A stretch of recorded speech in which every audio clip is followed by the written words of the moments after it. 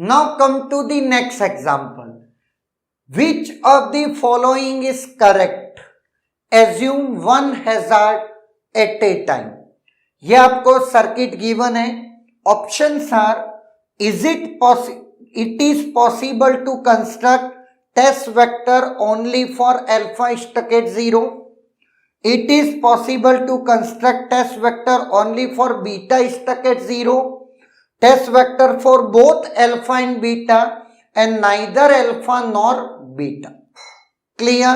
Now, अब मैं आपको चीजें समझाता हूं और यहां से आपको एक चीज और समझ में आ जाएगी, जो है पाथ सेंसिटाइजेशन टेक्निक की लिमिटेशन. नाउ बहुत ध्यान से मेरी बात देखना. हमको एक एग्जांपल में अल्फा और बीटा दो जगह प्रॉब्लम बताई, बट सच में ये एग्जांपल का कंस्ट्रक्शन है. अदरवाइज सर्किट में ये दोनों प्रॉब्लम है ऐसा नहीं बोल रहा है. एक प्रॉब्लम एट ए टाइम आप कंसीडर करें for solving the example. Now अब इंपॉर्टेंट बात यह है कि नॉर गेट में इनएक्टिव करने के लिए हम क्या लिखते हैं? 0. इसमें कोई दो राय. नाउ अब आता है स्टक एट 0 प्रॉब्लम है, तो हमारा नेक्स्ट ऑपोजिट लॉजिक क्या होगा? 1. क्लियर? नाउ अब एंड गेट का आउटपुट 0 कब आता है? जब 0 0 0 1 1 0 होता है या ना? नाउ और गेट का आउटपुट 1 कब आता है? जब कोई भी एक 1 हो. कोई भी एक 1 होने के लिए सबसे इंपॉर्टेंट बात तो बी को तो तुम पहले ही बता चुके हो कि बी 0 1 0 हो सकता है, कुछ भी हो सकता है, ये कॉम्बिनेशंस हैं. नाउ अगर बी 0 है तो सी 0 नहीं हो सकता, ये मेरा ये कंस्ट्रेंट कहता है. क्लियर है? तो if B is equal to 0 then C is equal to 1 must be. C must be 1. अगर B 1 है तो C 0 भी हो सकता है और C 1 भी हो सकता है. सारे केस आपको लेकर के चलने पड़ेंगे. किसी भी प्रकार का कोई कॉन्फ्लिक्टिंग बात नहीं है, इसलिए हम अल्फा के लिए जो टेस्ट वेक्टर है वो हमारा क्या है? 0 0. अगर B 0 है तो C must be 1. 0 1 0 1. If B is 1 then there is 2 cases, C 0 और C can be 1. क्लियर? ये दो और केस आ गए. इसके बाद 1 0 that is A is 1, B is 0 और C B आपका क्या है?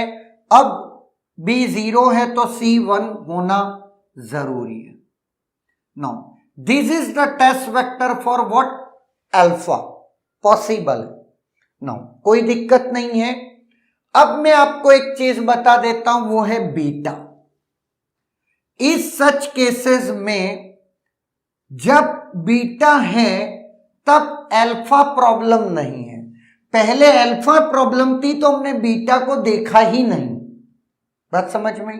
अब बीटा के लिए देखते हैं, तब अल्फा का कोई जिक्र नहीं होगा. ना अब बहुत ध्यान से मेरी बात देखना. नॉर गेट है तो आउटपुट दूसरा क्या होगा? 0. बीटा स्टक एट 0 यहां है और चूंकि ये एंड गेट है तो दूसरा पाथ क्या होगा? 1. अब आप यहां पर एक चीज ऑब्जर्व कर पा रहे होंगे, ये कनेक्टिविटी ऐसे होनी चाहिए. मतलब जहां पर आउटपुट देख रहे हैं वो सारे के सारे पाथ के जितने भी गेट्स हैं, एंड है तो 1 दूसरे पाथ, नॉर नेंड है तब भी 1, और नॉर है तो 0, जैसा मैंने कर दिया. क्लियर है? नाउ अब ध्यान से देखना. इसको 0 बनाने के लिए और गेट का आउटपुट 0 होगा और गेट का आउटपुट तभी 0 हो सकता है जब दोनों इनपुट 0 हो, है या ना। अब बहुत ध्यान से देखना, ए तो 1 आपने बता ही दिया, लेकिन स्टकेट 0 होने की प्रॉब्लम को चेक करने के लिए यहां पर क्या होगा, 1। स्टकेट 1 0 की प्रॉब्लम को अपोजिट लॉजिक 1, एक तरफ तुम कह रहे हो B1 होना चाहिए और एक तरफ दूसरे पाथ से कह रहे हो B का इनपुट 0 होना चाहिए। That is a conflicting requirement, हाँ या ना। मतलब we can't define test vector for beta stuck at 0। हम बीटा के स्टक एट 0 के लिए टेस्ट वेक्टर नहीं बना सकते, क्योंकि एक तरफ कह रहा है B मस्ट बी 1 और दूसरी एंड पे कह रहा B मस्ट बी 0। ये कैसे पॉसिबल है या ना। यही प्रॉब्लम पाथ सेंसिटाइजेशन टेक्निक की है कि हम हर इनपुट के, हर कॉम्बिनेशंस के लिए या हर सर्किट के लिए हम टेस्ट वेक्टर डिफाइन नहीं कर सकते due to conflicting requirements at input. Clear. यही ड्रॉबैक आप पैरेलली लिख सकते हैं कि, या फिर मैं देख लेता हूं नेक्स्ट लेक्चर में आपको बता दूंगा।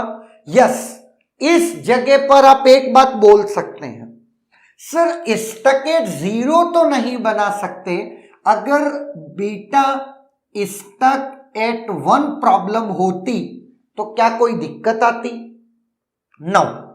बीटा स्टक एट 1 प्रॉब्लम के साथ अब मैं आपको बता देता हूं, स्टक एट 1 तो यहां पर होना चाहिए था 0, बी 0 होना चाहिए था। चूंकि ये नॉर गेट है तो इनएक्टिव करते हुए ये दोनों 0। अच्छी बात यह है बीटा स्टक एट 1 के लिए हमारा टेस्ट वेक्टर ओनली एक कॉम्बिनेशन है 1 0 0, उतने में हमारा काम हो गया, है या ना।